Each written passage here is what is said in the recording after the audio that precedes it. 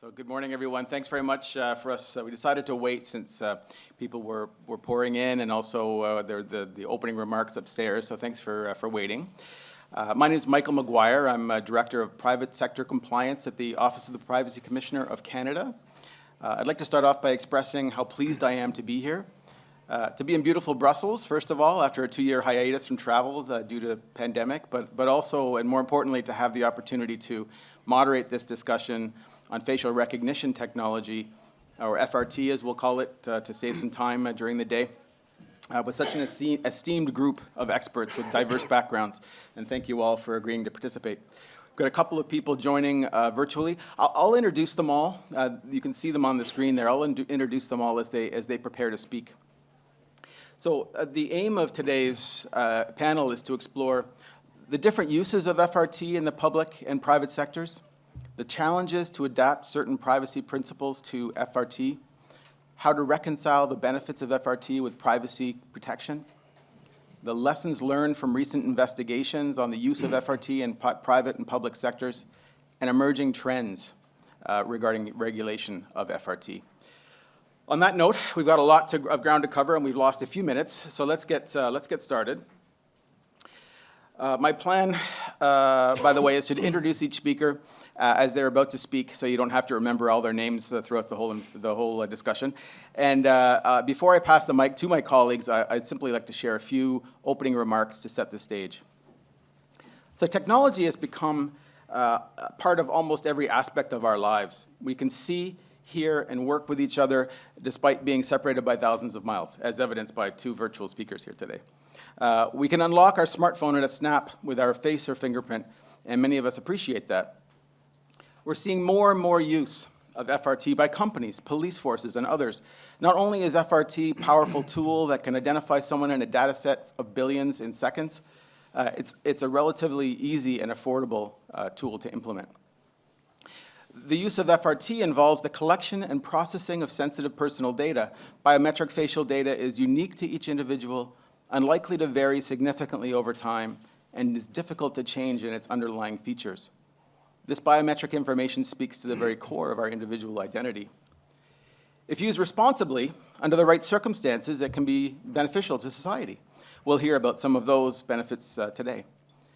However, when used improperly, indiscriminately, and illegally, FRT can be extremely privacy invasive and harmful. I know we'll hear about some of that. With that said, I look forward to hearing my colleagues' comments today and to sharing, time permitting, a few lessons learned from my office's recent work in this area as well. So first, I'd like to introduce Quang Minh Lepecheux. He's Director of EU Government Affairs for Microsoft, based in Brussels, and a member of the Rule of Law, Responsible Tech, and Competition team. He leads the European Parliament relations and covers a wide range of digital policies, including law enforcement and artificial intelligence. He'll lay a foundation for us by briefly explaining different types of facial recognition technology. Then he'll share Microsoft's views regarding the need for regulation in this space and its approach to ensuring privacy and data protection around FRT. Quang Minh? Yes. Can you hear me? Does it work? Yeah. Good morning, everyone. Thanks, Mike. And thanks for having me this morning. And thanks everyone in the room for being here on a rainy Monday morning so early. I hope you were able to find a coffee, because I wasn't. A good cup of coffee before the session. Now look, as you said, indeed, Mike, as a first speaker, I have, let's say, the task to set the scene. It's a complex topic, and as you know, the debates around FRT, and specifically on the use in publicly accessible spaces, is very intense. We all look forward, having a proper regulation as soon as possible. But to build a good and efficient regulation, we need clarity, and we need to know what we're talking about. So maybe for those in the room who are not experts or very familiar with facial recognition technology, I would like just to very briefly, go through the different aspects and functionalities of this technology, because unfortunately we hear and we read too much people who are seeing this technology as a, let's say, monolithic block, which is not the case actually, and it's more complex and nuanced than that. And actually, facial recognition technologies are some kind of umbrella word that covers different kind of functionalities, different kind of uses, and of course, that lead to different kind of risks and consequences. It goes from, let's say, very basic technologies like face detection, which is a system that is only able to detect if there is a human face on an image or video, but without proceeding with any matching or any identification of the people on the image. And then we have FRT for verification. FRT for verification, that kind of system answered the question, on these two images, is it the same person? Okay, so it's a one-to-one matching, and the system will only compare one face, we call it the probe image, with an enrolled image, and say yes or no, it is the same person. So the output is only 1 or 0, and if it's 1, then the process will grant this person with rights, with authorization, for example, to get access to a building. So it's mainly used for security purposes. And then we have FRT for identification, which is obviously where we see the most concerning aspects in terms of fundamental rights and freedoms. And there, the system, how to put this, answered the question, can this unknown person be matched with this reference database? So it can be like a database of missing people, of criminals, and so on and so forth. And so there will be either one-to-many matching, so meaning this person, this face will be compared to a set of enrolled templates, or it can be also many-to-many face matching, so large-scale matching, and the system will scan all the faces in an area, in a public space, and compare it to a reference database. And this is where actually we see the most, again, concerning risks in terms of threat to freedoms and fundamental rights. I'm not covering face analysis, which is slightly different. I don't know if the other speakers would like to mention it, but it's a bit slightly different. So given the time we have, I think we should restrain the scope to that. But that being said, Microsoft, as one of the main, let's say, FRT provider in the world, I think has been very clear, had always been super clear on the fact that we do need very urgently a regulation around that. The risks that pose the use of FRT in public spaces are huge, are very concerning in terms of bias, unfair performance, in particular with across different democratic groups, the risk of intrusion in people's privacy, and of course the threats to democratic freedoms and human rights. And to tackle this, we think a regulation should be put forward. And the EU has probably a great opportunity today with the AI Act being currently discussed and negotiated in the Parliament and also in the Council to advance this regulation and to put efficient safeguards around the use of FRT. What we would like to see in that regulation, I can go quickly through that, even if I have a few minutes, and Mike, please stop me if I'm going over time, but I just wanted to mention 3 things. It can be more than that, but 3 things. First, this piece of regulation should protect human rights, should set very strong safeguards to protect human rights. I mean, as a tech company, we're clear on the fact that the use of FRT for discriminate mass surveillance, the use of FRT on the basis of someone's race, gender, sexual orientation, etc., the use of FRT as a sole basis for significant actions, like arresting someone, for example, must be prohibited. Okay, so we must be clear on that there are certain areas where the risks are so important that we need to clearly set these boundaries. The second point is the regulation, I think, should advance transparency, accountability. These two principles are key principles when it comes to FRT. And I believe that in the law enforcement context, agencies should publicly set policy that explain how they use FRT systems, how they use the databases, what kind of databases they use, how they also train people to use the system. You know, people working for these agencies will be in the front line and will use this system to take decisions. So it's important to see how the agency will train these people. And last point, third point, ensure the development of testing.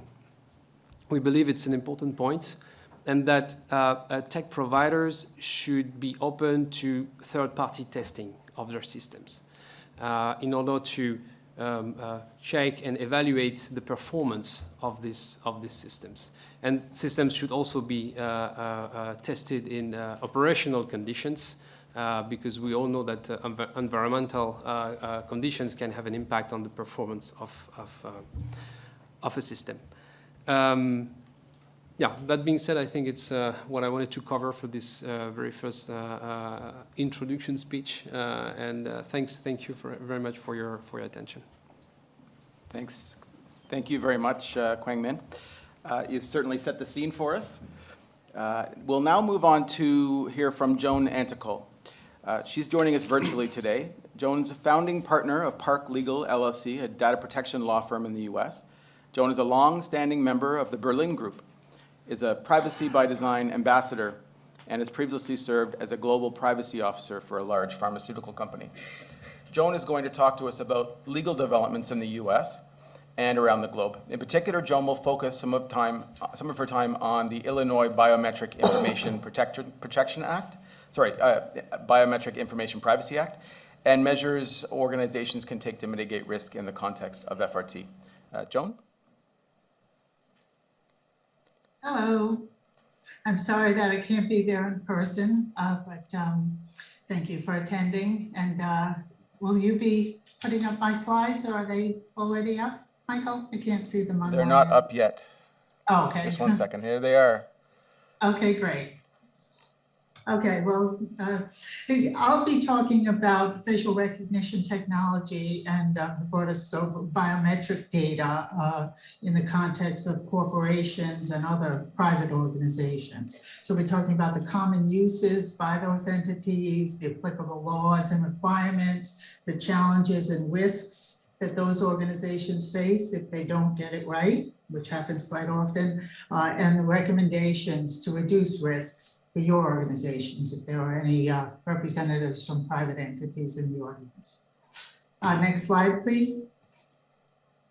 So we've already talked about biometric data and what it consists of. Essentially, it's data that's biologically unique.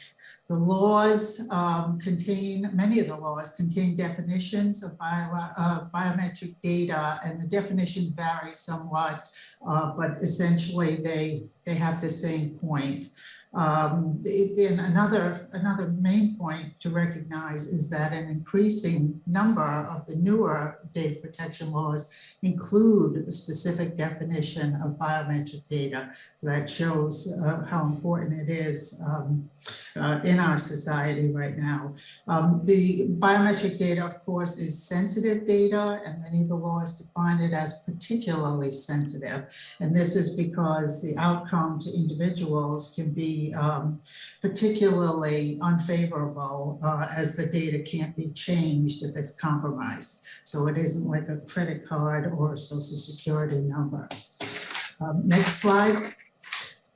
There are a wide array of uses of biometric data by organizations around the globe. It's increasingly used by these organizations, and as you see from the rest of this presentation, it's being used more so all the time. The industries, span virtually all of them right now. So all types of employers are using biometric tools, retail industry, financial industry, service providers, tech, social media, and even automotive and fleet to monitor driving behavior and give you alerts if you're not driving appropriately.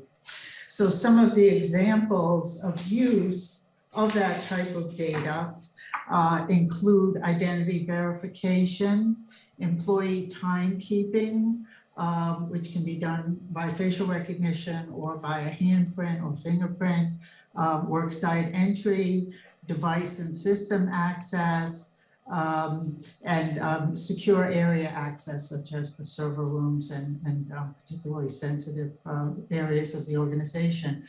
Temperature screening, such as took place in a lot of organizations with COVID.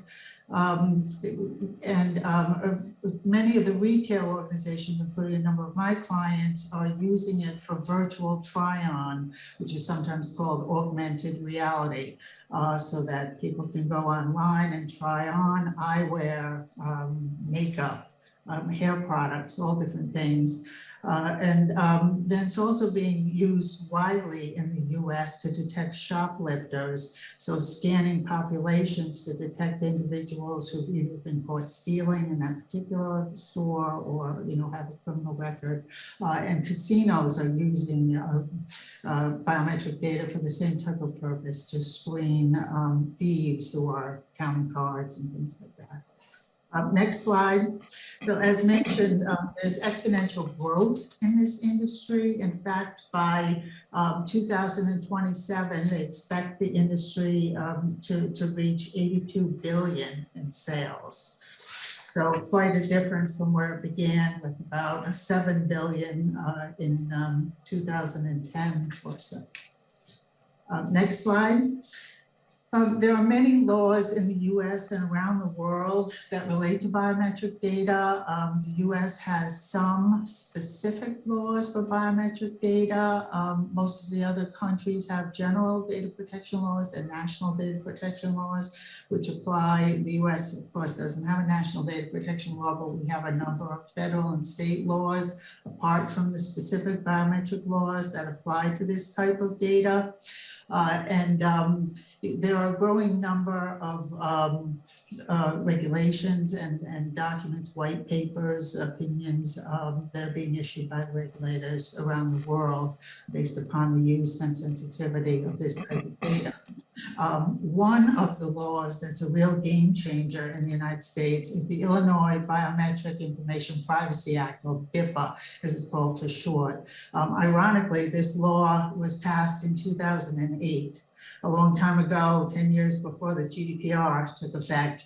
And it wasn't so important back then in terms of organizations' use of biometric data, but that all changed several years ago, about 2019. Next slide. So why is BIPA so important to organizations in the US? Well, for a couple of good reasons. In 2019, an action of a class action was filed, I think it was actually filed in 2017, against a large amusement park, Six Flags Great Adventure. And the mother of a 14-year-old boy complained because the amusement park had taken his fingerprints as part of buying an annual pass. And she said that he wasn't told and so forth.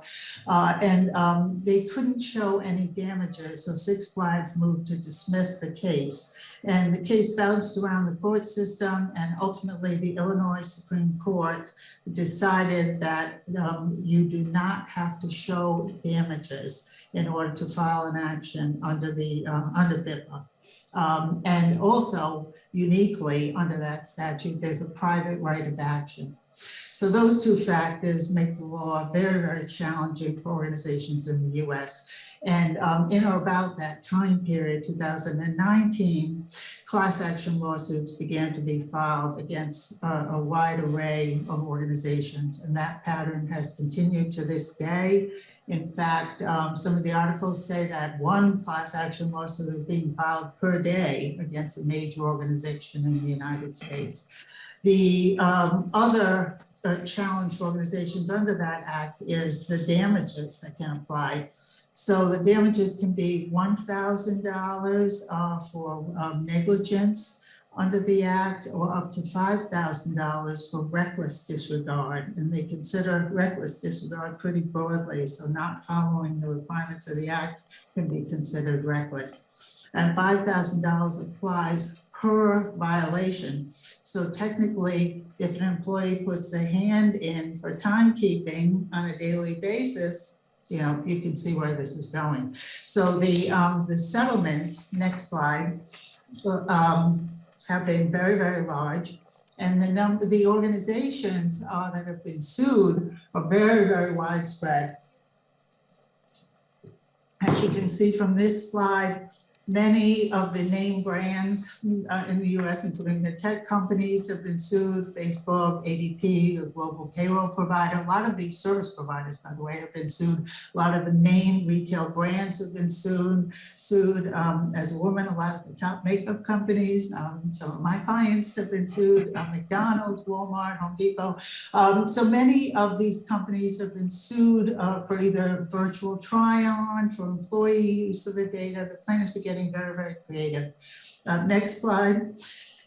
I just wanted to outline some of the requirements under BIPA. And as you'll see from this slide, they don't look all that complicated. So what's really going on here?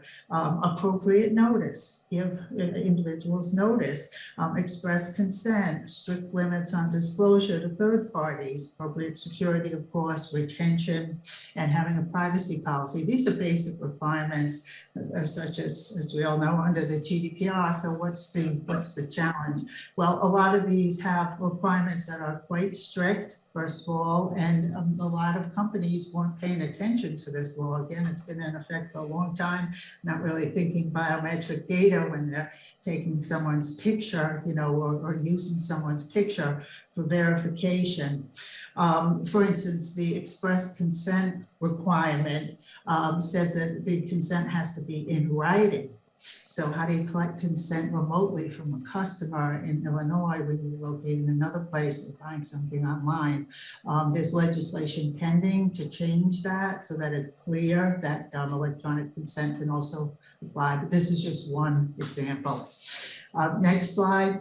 So when you look at the settlements, they're very, very high based upon this $5,000 per violation exposure. Facebook 650 million in euros, that's about 615 million euros, so pretty close. So you see they're very, very large, and with all the class action lawsuits that are being filed, the plaintiffs are really making a killing on this law.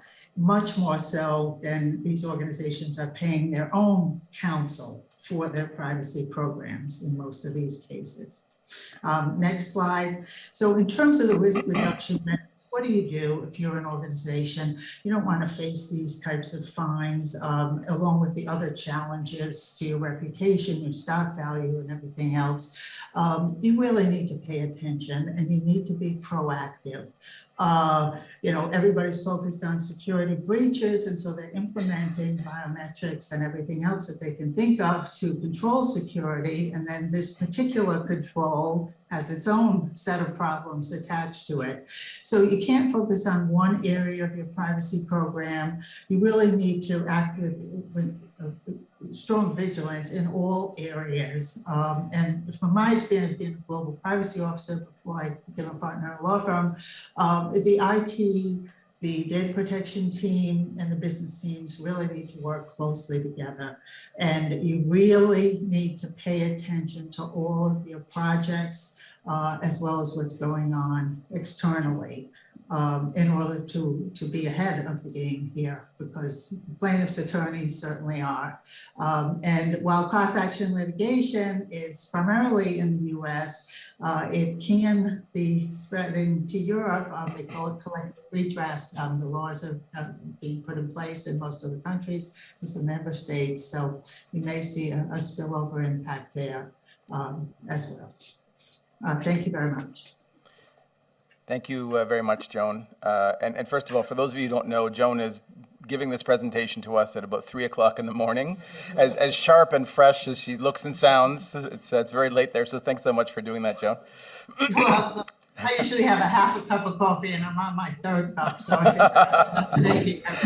And I think it was really useful to hear about the BIPA because it's having such a big impact globally as we're investigating matters in Canada. We're hearing about BIPA and considering requirements under BIPA that end up being relevant to the remedies we may suggest. So thank you again for that. I'll now pass off the mic to Plamen Angelov. He is joining us virtually as well. Plamen is head of activity for justice and home affairs at the EDPS and a member of the internal task force on artificial intelligence. Before the EDPS, he worked for the Bulgarian Data Protection Authority as director, as well as leading expert on data protection during the Bulgarian EU presidency in 2018. Plamen will discuss the existing and proposed European legal framework applicable to biometric recognition. Plamen? Thank you very much, Mike. I'm lucky that I'm in the same time zone as the other people in the room and not with the one with Juan, but still it's early Monday morning, so I'll try to be brief and hopefully even a bit interesting.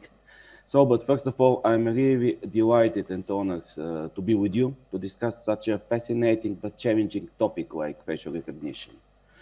Without further ado, and as a way of introduction, I will go very quickly through the European Union legal context, although Kwan Min and Juan already referred to them, but let me start first of all that the European Union data protection framework, especially GDPR, which became a household name, are actually quite new. They are in application since 2018, which is roughly not roughly, but exactly 4 years. However, just to recall that GDPR is not the only element of this system. There are two equally important acts. One of them is the Law Enforcement Data Protection Directive, which is quite relevant in the field of criminal justice and law enforcement, as the name indicates. And last but not least, the Data Protection Regulation for the EU institutions and bodies, which I'm not going to spend much time, although it is actually the founding, let's say, legal basis for our work, for our institution. However, I think it's sufficient for you to know that actually the so-called EU DPR is a kind of adapted version of GDPR and the Law Enforcement Directive for the EU context. Moving directly to actually what is relevant and what is applicable from these three acts for the facial recognition. On the one hand, you will not find, reading all three of them, direct reference or explicit reference to facial recognition. Nonetheless, the binding rules, especially on biometric data processing, but also on other horizontal rules, are directly applicable also to facial recognition, as we all know, this is based on the underlying large-scale processing of personal data. What is important and why facial recognition is not mentioned, as Juan mentioned, there are laws on facial recognition since 2008 or maybe even earlier. However, the concept underlying behind the GDPR and the rest are that they are and should remain technology neutral, which means that no matter what other technical means applied, they should be able to protect the fundamental rights of the individuals affected. Just one final details, maybe not all of you have noticed, but in the GDPR, not in the binding part, but in the recitals, there are an interesting piece of advice or kind of explanation. In recital 51, the GDPR actually tries to explain what is the difference between a standard or ordinary photograph and the biometric template, or the digital image, I mean the extracted template from the image that is used and processed by the technology. So you see that even if it's not directly regulating facial recognition, it has it in mind, or the regulators, the legislator had it in mind. However, as already mentioned, the exponential growth of use of facial recognition technologies and related also techniques, as well as the realization of the really, to some extent, unprecedented risks that this technology may pose, or some use cases of this technology may pose, came to the realization by the European Commission about the need to actually to provide explicit regulation. And as Kwan Min mentioned briefly, it was done in the proposal for the so-called Artificial Intelligence Act. I'm not going to present the whole act. It's quite important and deserves, I guess, a whole conference on its own. But let me just explain in a nutshell what is relevant or the relevant provision regarding facial recognition. In brief, it provides a prohibition for remote biometric identification in public accessible spaces, just with real-time remote biometric identification, with 3 exceptions. One of them is detection and prosecution of criminal offenses or perpetrators of criminal offenses. The other one is prevention of a serious, specific, imminent threat, like a terrorist attack. And the third one is targeted search of victims, for example, missing children. So at the first glance, this proposal seems like, I would say, a big win for privacy advocates. And probably it is. However, in reality, at least from the perspective of the European Union data protection authorities, this is still not the end of the road. And why? And now I'm referring to the joint opinion of the European Data Protection Board, which brings all the supervisory authorities of the European Union member states and also some of the other European countries which are not part of the EU but still closely associated, as well as the European Data Protection Supervisor, which I am honored to represent at the moment.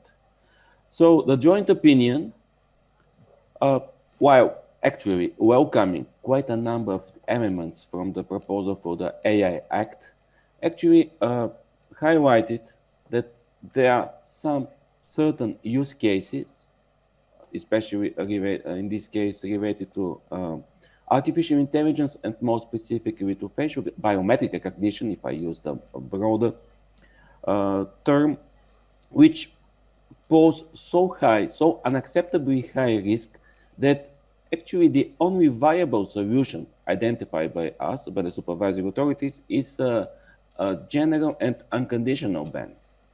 So let me, before delving into the argumentation and why this position was expressed, actually just to highlight that the supervisory authorities have never had a problem with technology as such.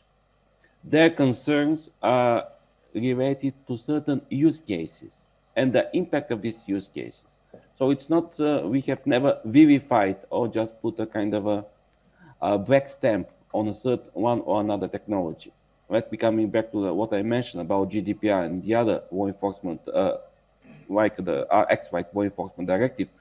They are all of them and technology neutral. However, as I said, some of these risks are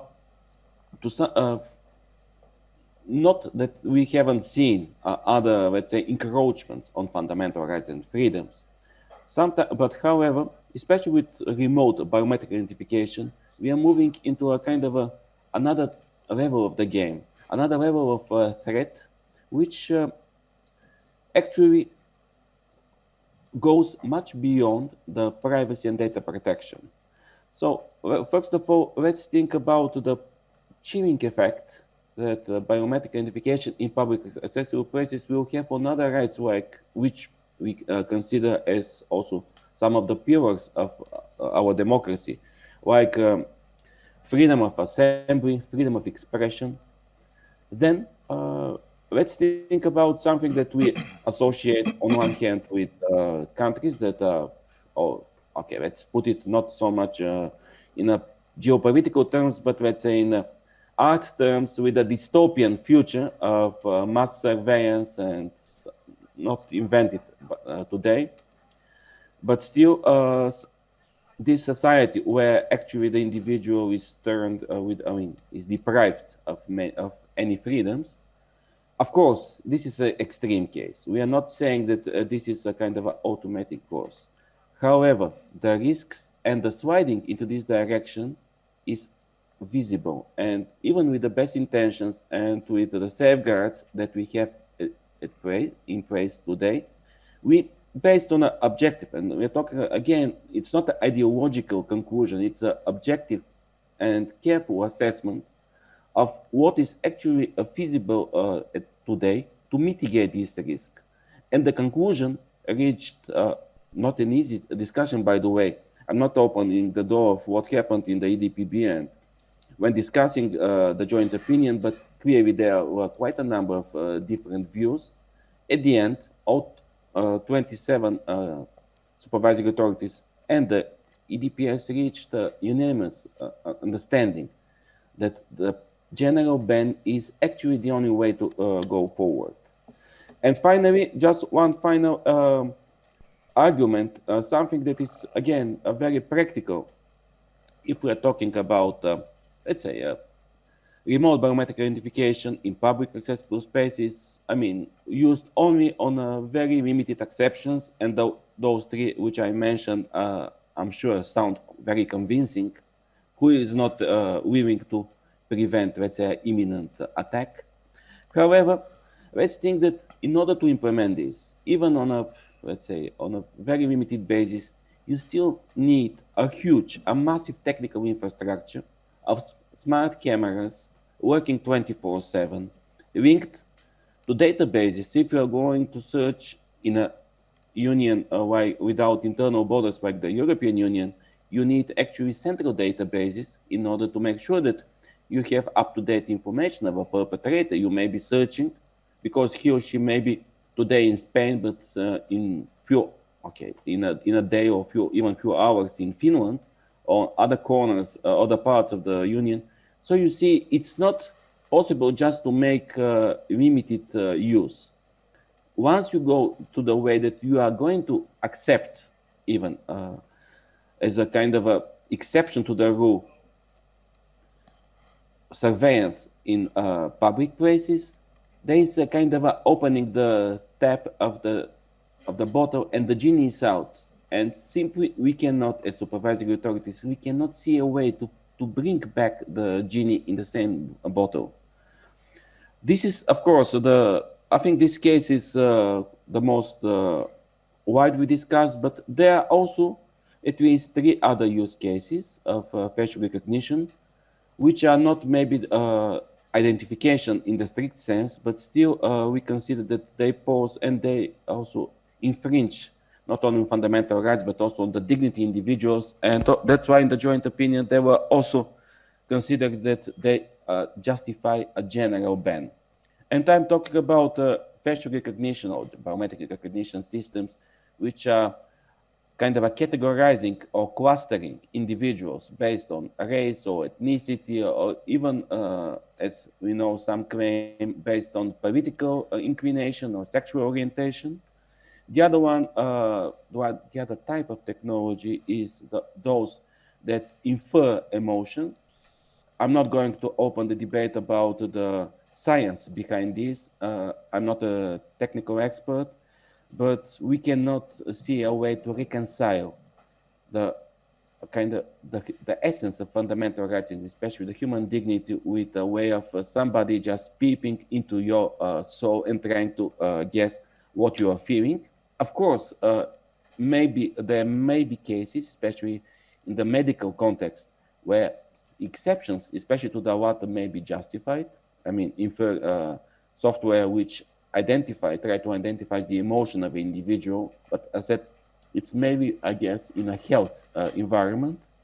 And finally, and the case, I guess, Mike is probably best positioned to discuss, we also don't see a way how the use of systems which are based on huge, vast databases of images or templates scraped from images and photographs published in the virtual, in internet, especially in the social media. You know what which is the case I'm referring. We simply cannot see a way that this kind of processing could actually be reconciled with the requirements of necessity and proportionality under the European Union legislation. Again, and I'm moving to the end of my presentation, I said these conclusions and this position is not a kind of based only on the emotion or the ideological, let's say, position of the data protection authorities. Just the opposite. Actually, I can just substantiate this statement with referring to a very recent a document very recently adopted by the European Data Protection Board. And these are guidelines on the use of facial recognition technology by the law enforcement authorities. It was provisionally adopted. This is a kind of the beginning of the procedure on the 12th of May. You see, just 10 days ago. And at the moment is subject to public consultation until 6 weeks, which is roughly by the end of June.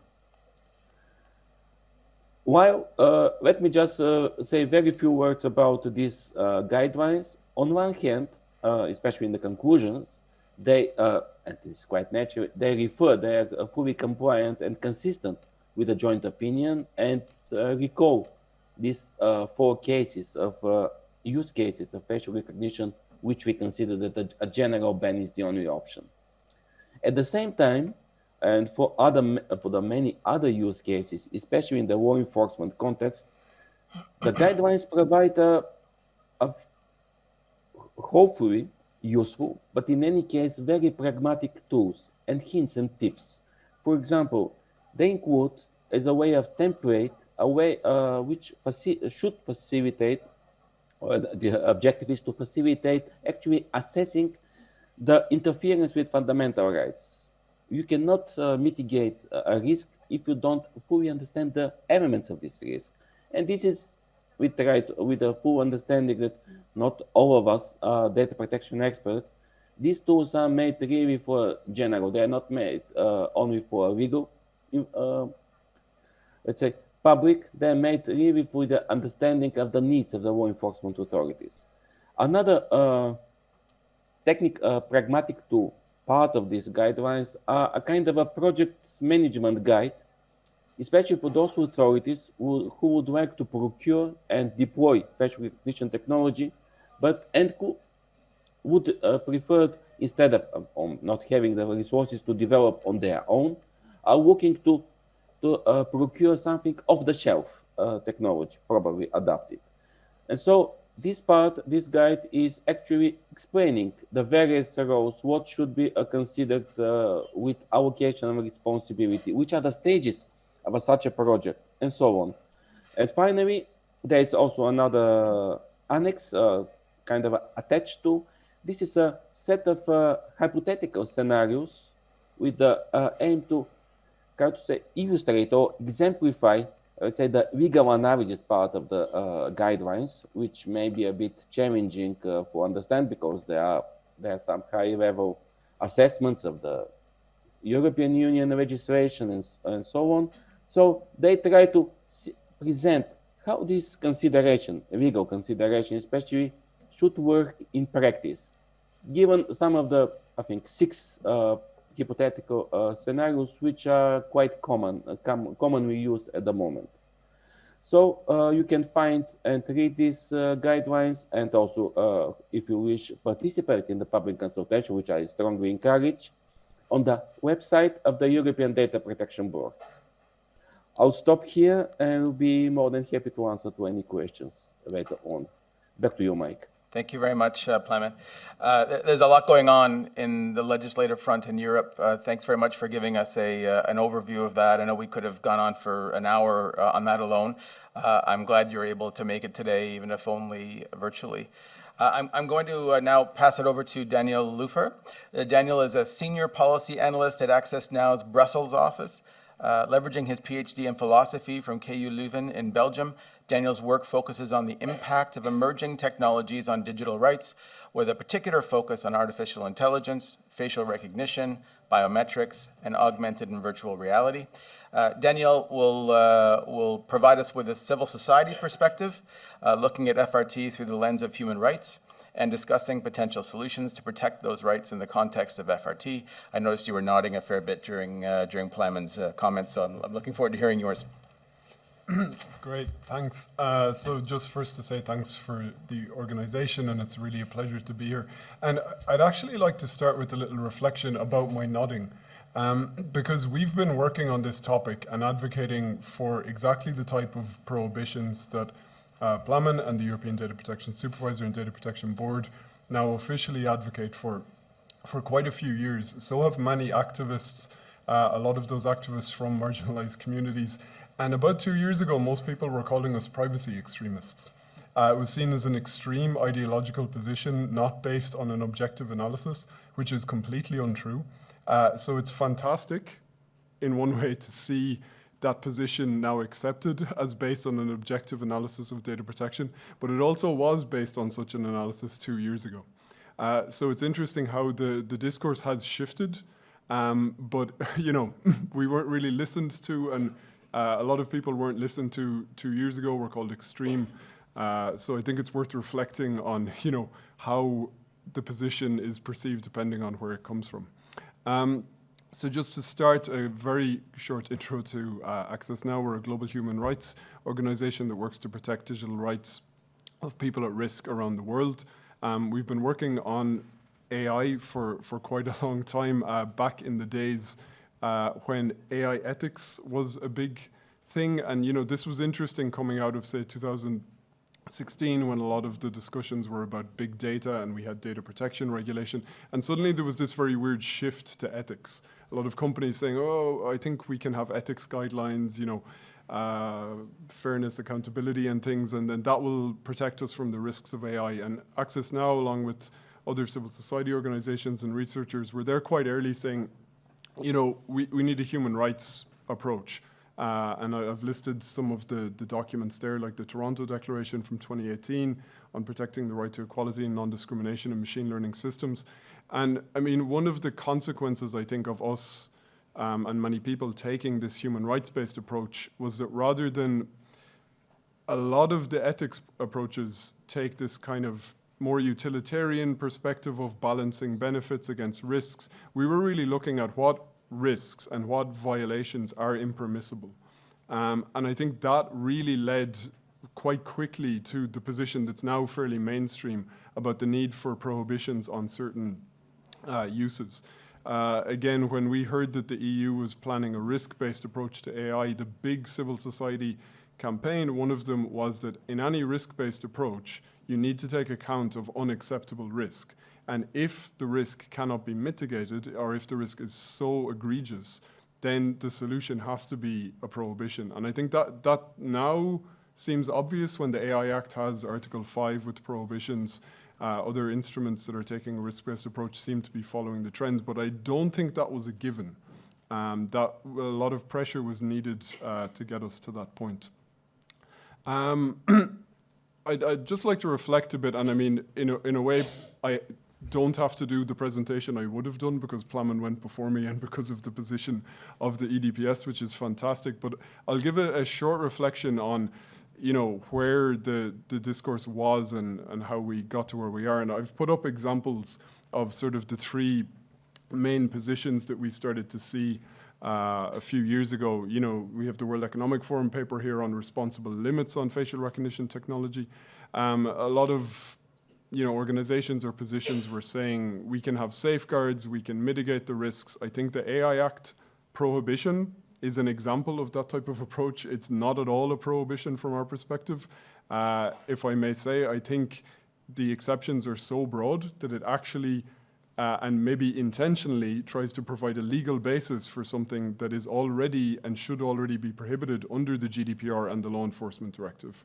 So our advocacy for a full prohibition in the AI Act, I would always say we think it was already prohibited under data protection regulation, but we want a very clear stance that's because companies have continued to deploy.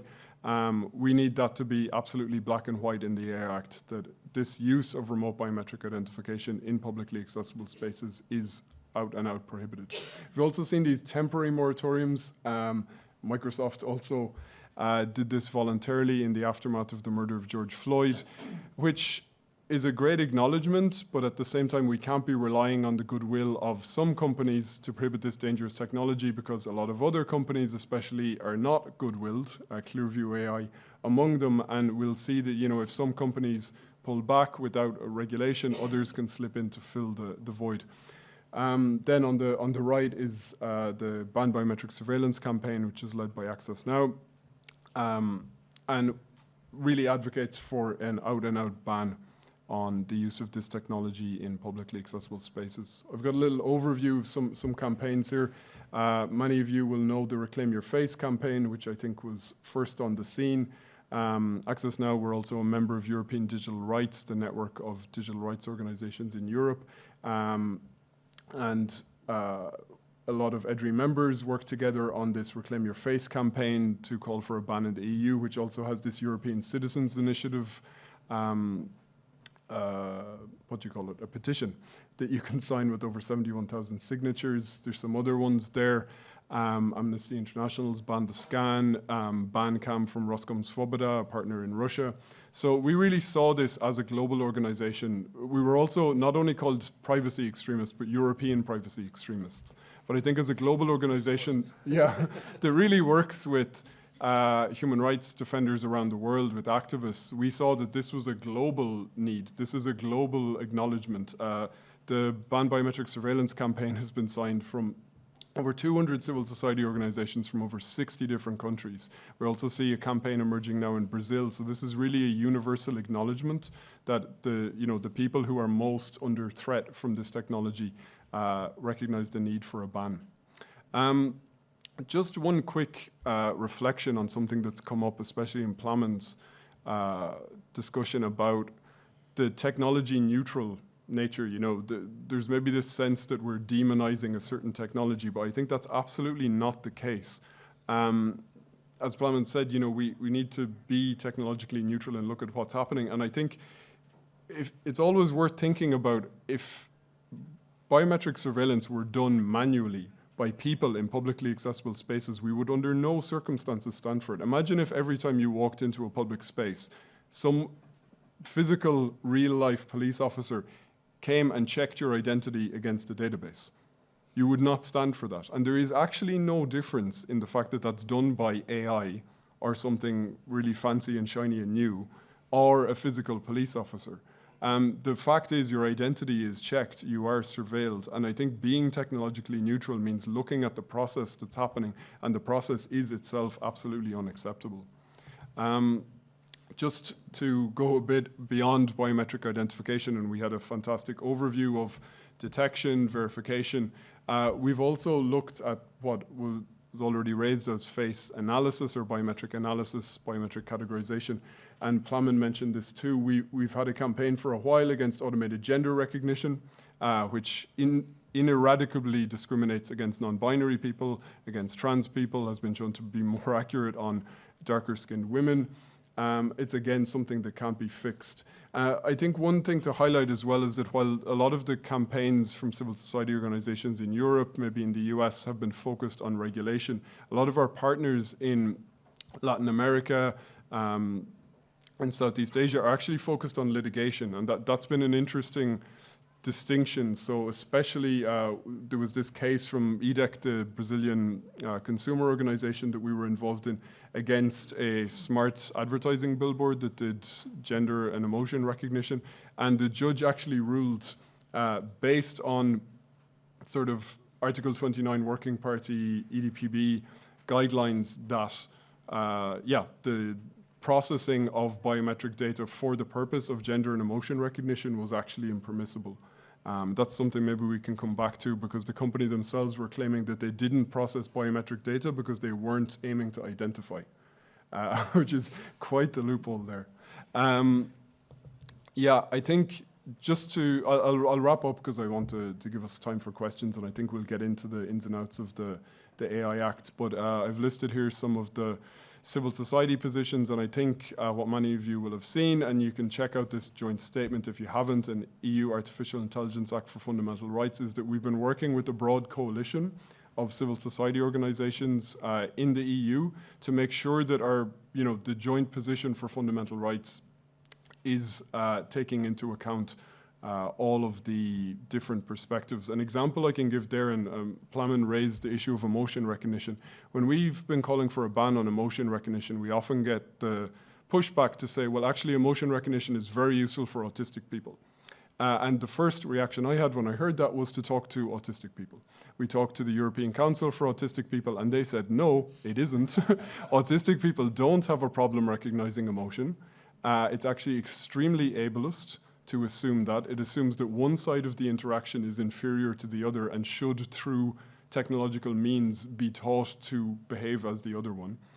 So that's absolutely not a given, and I think some of the use cases are often quite flimsy, and when you pull them apart, it becomes obvious what the problems are. But I think that's really important. We've been working with the European Disability Forum and others to really make sure that the positions we're advocating for take into account all of these different bits. I think I can finish there. I've some slides on the details of the AI Act, but I think we can get into that in the questions. Maybe just one quick thing on definition that hasn't come up that you can see in the slides there is that the ban in the AI Act is only focused on real-time remote biometric identification, not post, which is after the fact. And we think this is a ridiculous distinction. That's also in the EDPB, EDPS joint opinion.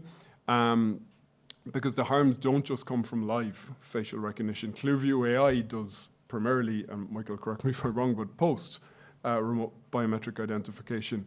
You can also think of an example of tracking down a journalist's sources would actually be post. After the publication of some expose, maybe you go back through CCTV footage, find out who a journalist has been meeting. So this distinction doesn't really hold up, and there's actually been some studies done. For example, some researchers from Georgetown Law looked at the NYPD using Amazon's recognition software, and this gap in the recitals in the AI Act, it says that the gap in time mitigates the risk to fundamental rights. That gap in time is actually when they can do abusive stuff.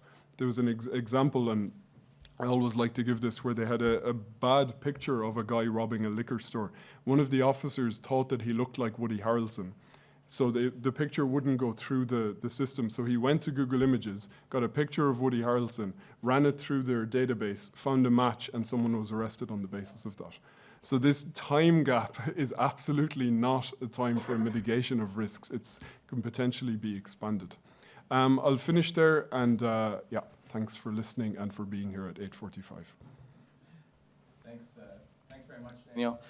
And thanks for catching us up a little bit on time. We're getting a little short, and we do want to make sure we have time for questions at the end.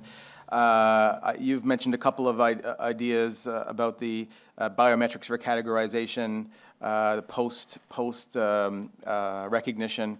I will touch on that briefly myself in a couple of minutes, very, very brief comments. But before that, I'd like to pass it over to James Dipple-Johnston. He's the Chief Regulatory Officer and Deputy Commissioner for the UK Commissioner's Office, Information Commissioner's Office. James has a wealth of experience in regulation and investigation, having worked in a number of government, police, and NHS oversight bodies. He'll share some of the ICO's regulatory work in this area, and in particular in relation to police use of live facial recognition and the Global Privacy Assembly's work on FRT. James? Good morning, everyone. It's a pleasure to be back here and speaking with you today to share a little bit about our work and experience in this area. As we've already heard, live facial recognition technology involves real-time automatic processing of images containing faces of individuals for the purpose of identification, authentication, or verification of those individuals. In our view, it's an example of a technology which processes biometric data. We've similarly heard different views about that, as defined within the UK GDPR and Data Protection Act 2018. Our experience has been that the use of the technology has developed in recent years, including in the UK by the police services. Current and future use of the technology is a regulatory priority for the ICO. This is because of the potential scale of privacy intrusion, if not deployed with oversight. The potential for it to be used on a mass scale. Issues, as we've heard, around bias or inaccuracies in data leading to potential detriment, and uncertainty about the effectiveness of the technology, and the potential for poor compliance if deployed in dynamic environments. While we also recognise the potential benefits in terms of some public safety uses, the deployment of the technology, in our view, must be proportionate and strike a balance between privacy and the purposes that need to be necessarily met. As is often our approach, our initial interest was in understanding national views about the technology. Therefore, as well as discussing with civil society groups and service users and likely users of the technology, we commissioned research to explore the public's awareness and perceptions about, in particular, the police use of the technology in public spaces. We had over 2,700 responses to the survey, and we supplemented this by moderated conversations with groups. We found strong public support for use of the technology for law enforcement purposes, with over 80% of those surveyed indicating it was acceptable for the police to use LFR. And people supported its use in a permanent basis in areas of high crime. Those who surveyed, over 2/3 also agreed strongly that the technology is a necessary security measure to prevent crime. And people felt, on the whole, over 60%, that it was acceptable to process the faces of a crowd, even if the purpose was to find a single person of interest, which was an interesting feedback for the office. But we found, particularly in the discussion groups, that this acceptance by the police service was balanced against concerns over privacy.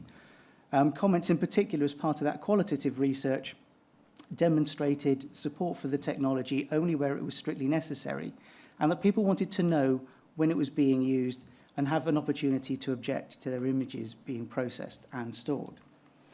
And here's some examples. This is from a South Wales police survey. That's the famous van in, I think that's Cardiff High Street. My eyesight isn't as good as it used to be. And so what you had was the van, a control van, and the way the system used was there was an updated list of images that were being scanned against, and there were signs up, albeit initially I think you would have to have very good eyesight, much better than mine, to see the signs. I think one was up in a tree somewhere at one point when we went to supervise it.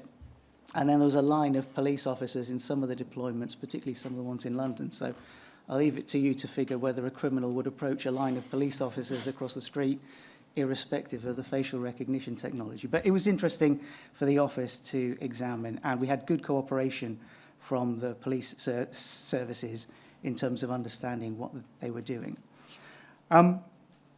So we've taken 2 inquiries into how the technology is being used by police and business, with a focus of live facial recognition technology in public spaces. And each inquiry looked at several dozen deployments of the technology in different environments. In the policing context, during our investigation, we observed officers using it in the way I described. What was that? 5 minutes left. 5 minutes? I will move on then. I will move quickly on. So that was the police use. And what that led to was, sorry, thanks to my panel for challenges there.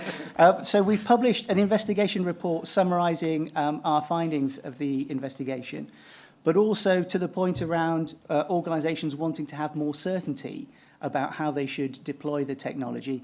We produced something called the Commissioner's Opinion, which sets out our expectations around how we feel the technology could be deployed.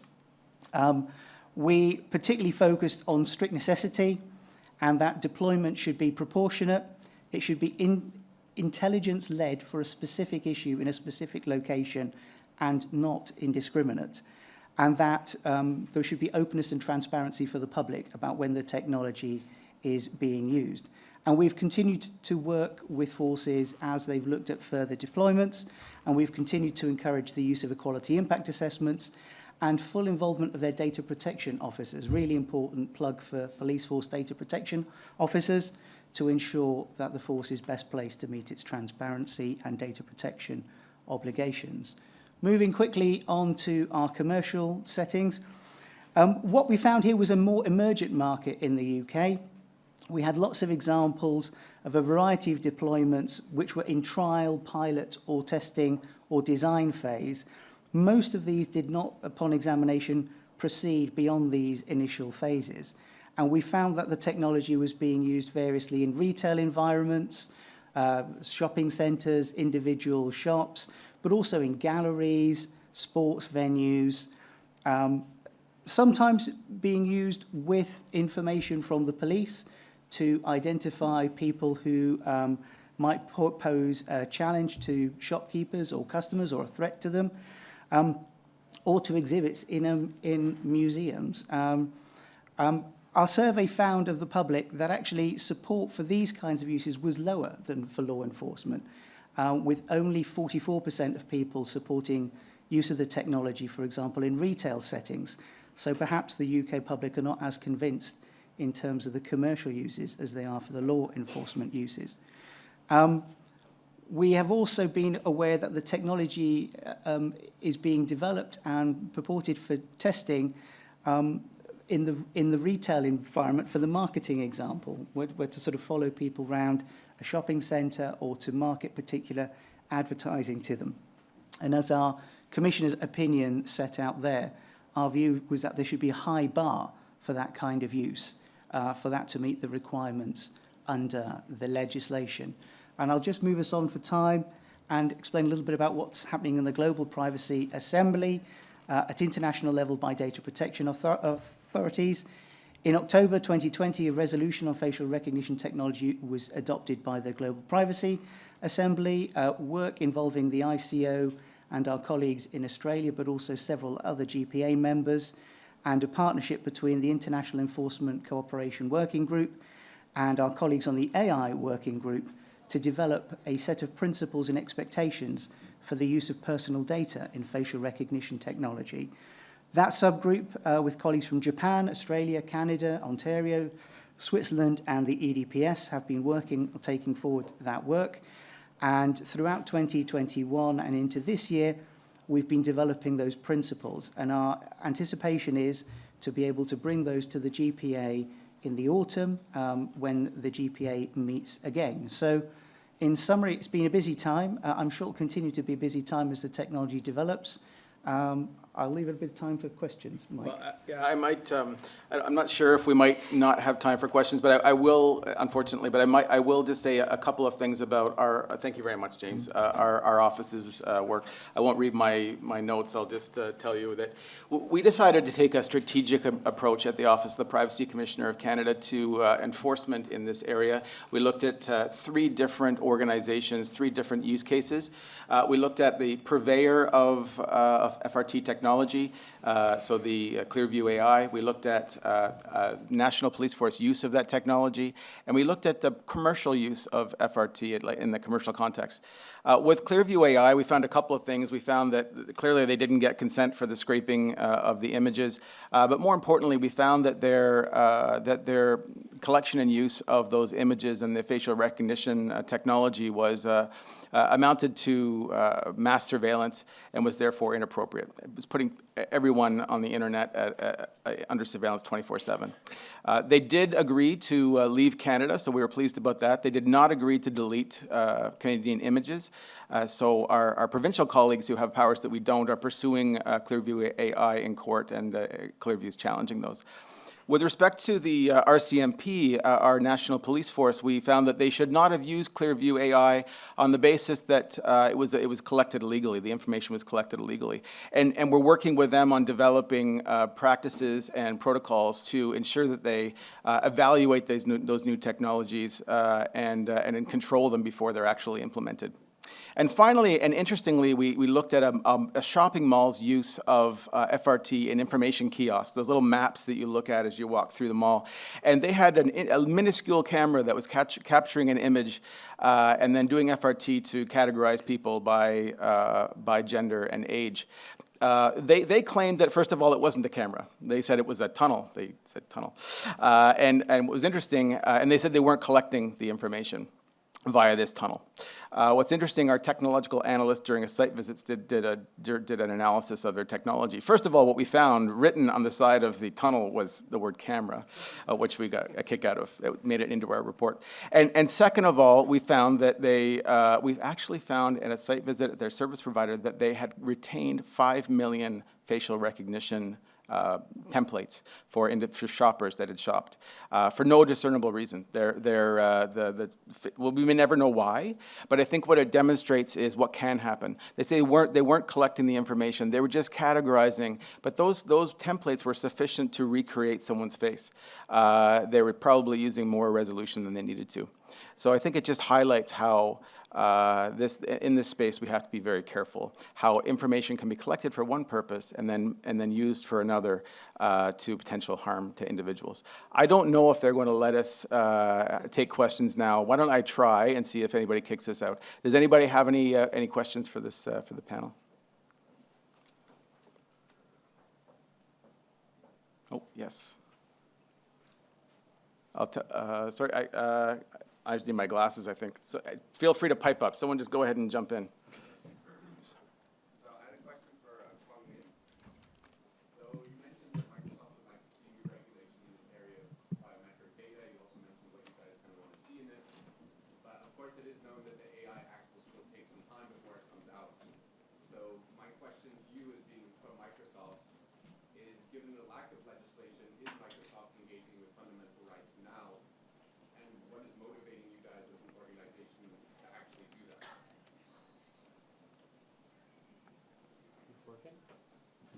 Hello. Yeah. Thanks for the question. I hope I understand it correctly because it was very far.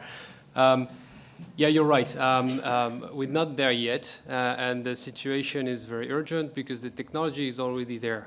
It's already used in some countries, and there is no harmonization, as you pointed out.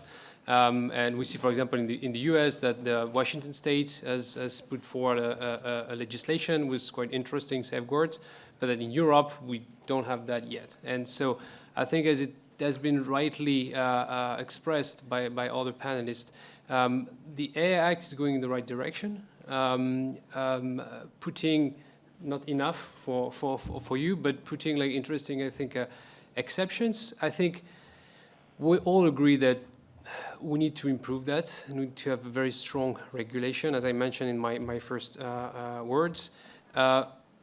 Of course, we have a more nuanced approach when it comes to a general and unconditional ban.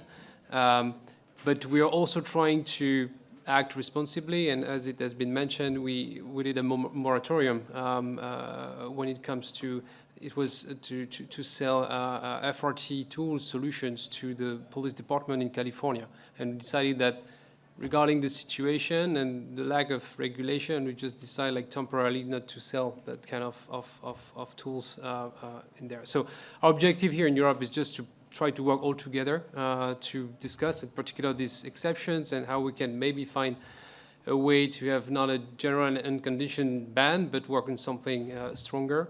I think that's where we would like to end up, actually. Yeah. Thanks, Kwang Min. Maybe one more question? Yes, go ahead. Question for Eiko. If you're using facial recognition in certain areas of the city where crimes are high, aren't you going to... I'll just use the mic. Oh. Sorry, if I've understood the question correctly, to explain, the deployments that we supervised and observed were related to specific people being in a specific location anticipated at a particular time. So it wasn't a sort of indiscriminate, it was an intelligence-led deployment. So expecting person A to be at location B round about time C, and it was a limited watch list that they were deploying it for. So on that note, I think we better finish up. I know others have places to be. Thank you so much for your patience in staying with us, and have a good rest of your conference.